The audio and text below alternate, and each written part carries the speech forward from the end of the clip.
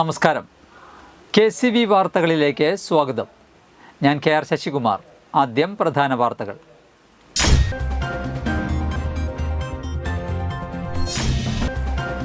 തലൂരിൽ mobile ഷോപ്പിൽ മോഷണം നടത്തിയ സഹോദരങ്ങളായ 2 പേർ പിടിയിൽ.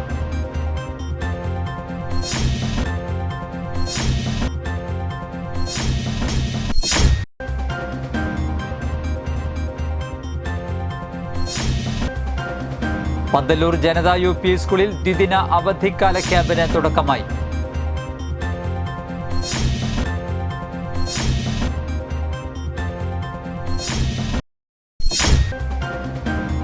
കൊടകര സ്നേഹ മ്യൂസിയത്തിൽ മെയ് 10 മുതൽ 30 വരെ അകലങ്ങൾക്കും അതീതമായ അടുപ്പം എന്ന പേരിൽ ചിത്രകലാ ശില്പകലാ പ്രദർശനം സംഘടിപ്പിക്കുമെന്ന് ഭാരവാഹികൾ വാർത്താ സമ്മേളനത്തിൽ അറിയിച്ചു.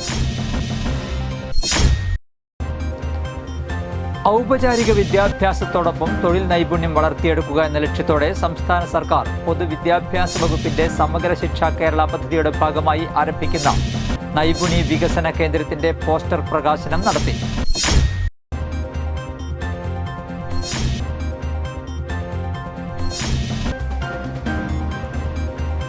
LDF പറപ്പൂക്കര പഞ്ചായത്ത് കൺവെൻഷൻ നടത്തി.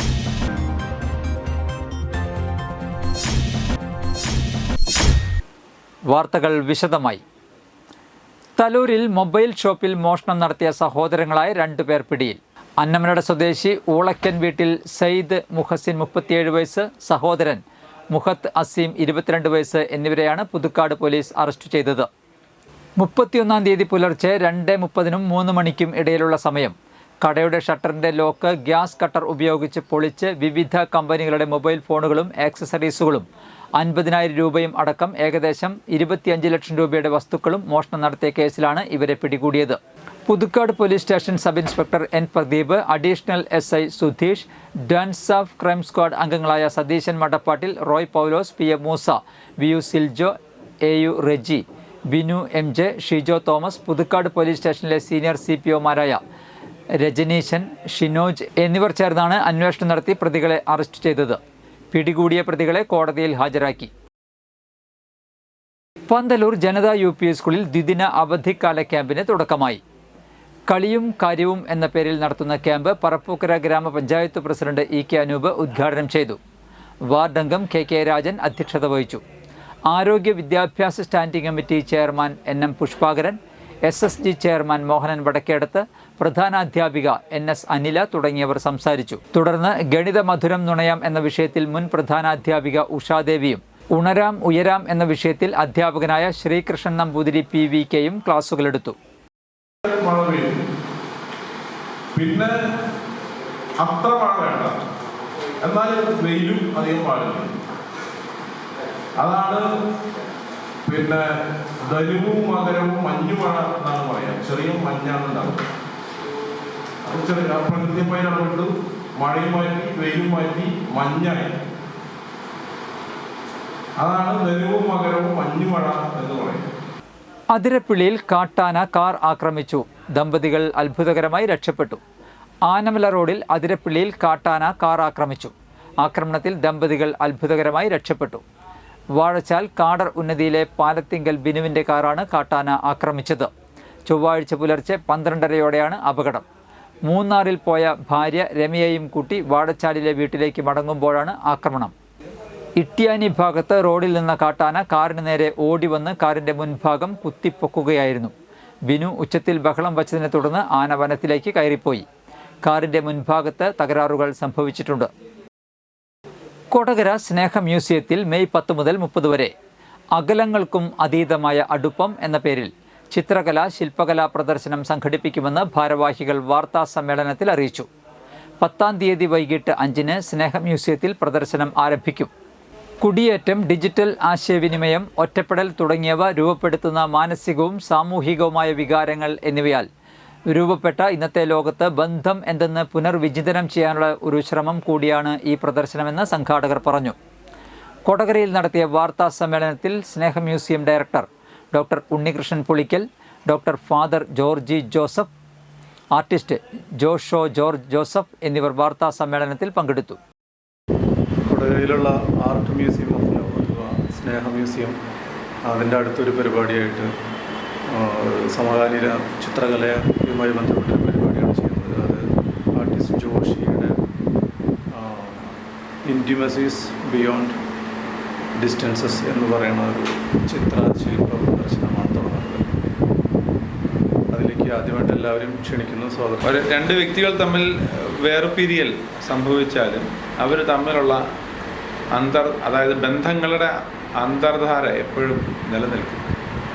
ഒരു എക്സാമ്പിൾ പറഞ്ഞാൽ ഈ പ്രവാസം എന്ന് പറയുന്ന ഒരു വിഷയം, അതുപോലെ തന്നെ പിന്നെ ഇവിടെ നമ്മൾ ഒരു 25-ൽ താഴെ ചിത്രങ്ങളും ഒരു 10 ശില്പങ്ങളും, അത് അക്രിലിക്കുണ്ട്, ഓയിൽ കളറുണ്ട്, ഗ്ലാസ് കളറുണ്ട്, ഓയിൽ പേസ്റ്റിലുണ്ട്, അങ്ങനെയുള്ള ക്യാൻവാസിലും കാർഡുകളിലൊക്കെ ആയിട്ട് ശില്പങ്ങൾ. അത് ടെലിപ്പതിസം സ്റ്റൈലിലുണ്ട്, ടെലിപ്പതിക് അബ്സ്ട്രാക്റ്റ് ഉണ്ട്, ടെലിപ്പതിക് അബ്സ്ട്രാക്റ്റ് എക്സ്പ്രഷനിസ്റ്റ്, ഇംപ്രഷനിസ്റ്റ്, അത് അങ്ങനെയൊക്കെയുള്ള ശില്പങ്ങൾ.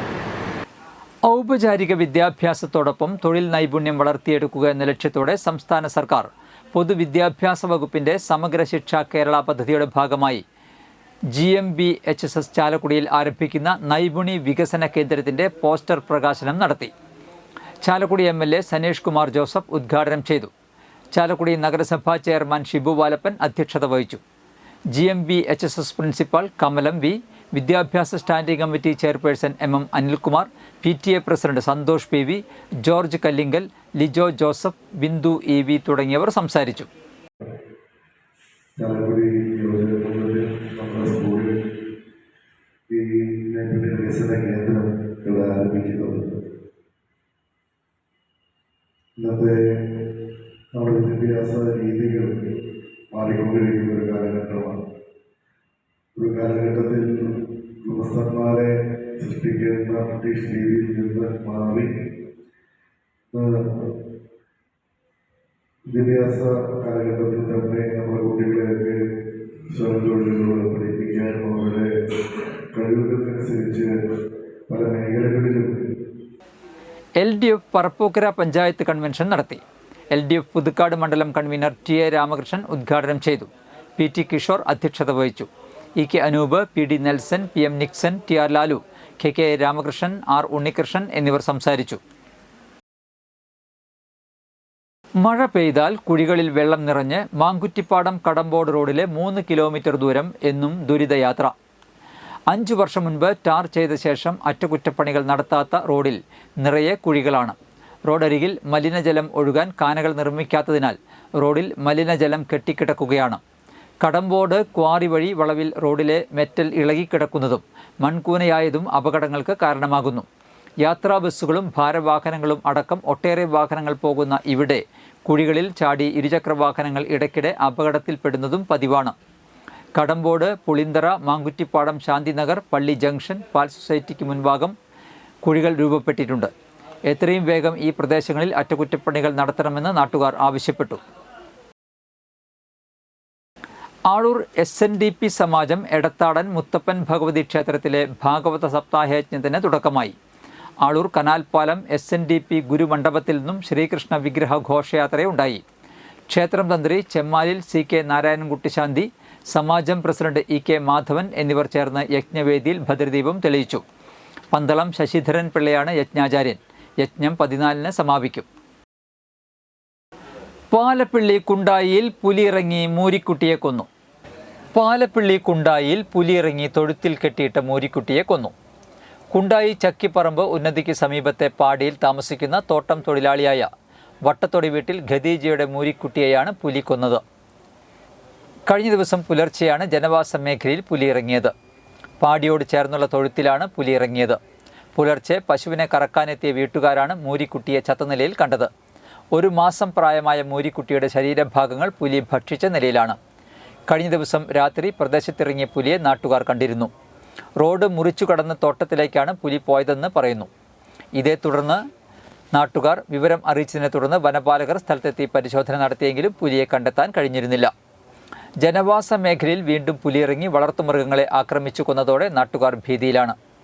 1 മാസം മുൻപ് കുണ്ടായി പ്രദേശത്തിറങ്ങിയ പുലി പശുക്കളെ ആക്രമിച്ചിരുന്നു. പുലി ശല്യം രൂക്ഷമായതോടെ നാട്ടുകാരുടെ പരാതിയിൽ പുലിയെ കണ്ടെത്താൻ വനം വകുപ്പ് ട്രാപ്പ് ക്യാമറകൾ സ്ഥാപിച്ചിരുന്നെങ്കിലും പുലിയുടെ ചിത്രങ്ങൾ ക്യാമറയിൽ പതിഞ്ഞിരുന്നില്ല. തോട്ടം മേഖലയിൽ വീണ്ടും പുലി ഇറങ്ങിയതോടെ പുലിയെ പിടികൂടുന്നതിനുള്ള കൂട് സ്ഥാപിക്കണമെന്ന ആവശ്യത്തിലാണ് നാട്ടുകാർ. ഇന്നത്തെ സ്വർണ്ണവില.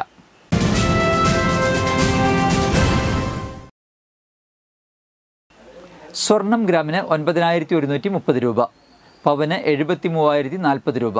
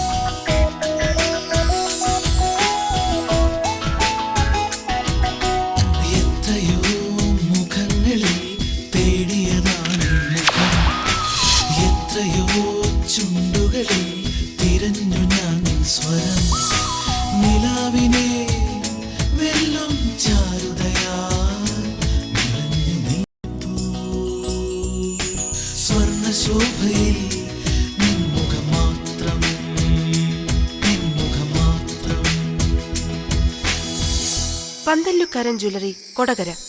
പാരമ്പര്യത്തിന്റെയും വിശ്വസ്തതയുടെയും പവനൊരുക്കുന്ന സ്വർണ്ണമാളിക. പ്രധാന വാർത്തകൾ ഒരിക്കൽ കൂടി.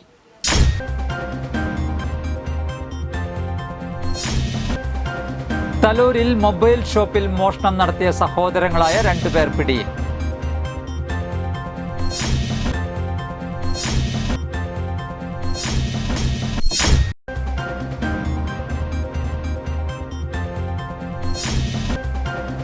പന്തല്ലൂർ ജനതാ UP സ്കൂളിൽ ദ്വിദിന അവധിക്കാല ക്യാമ്പിന് തുടക്കമായി.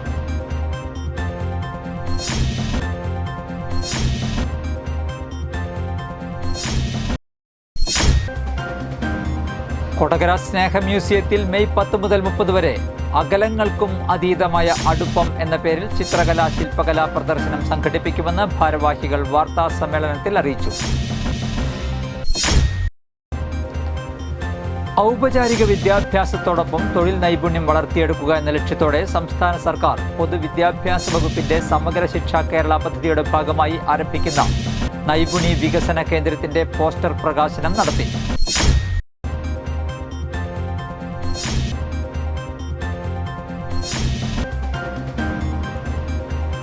LDF പറപ്പൂക്കര പഞ്ചായത്ത് കൺവെൻഷൻ നടത്തി.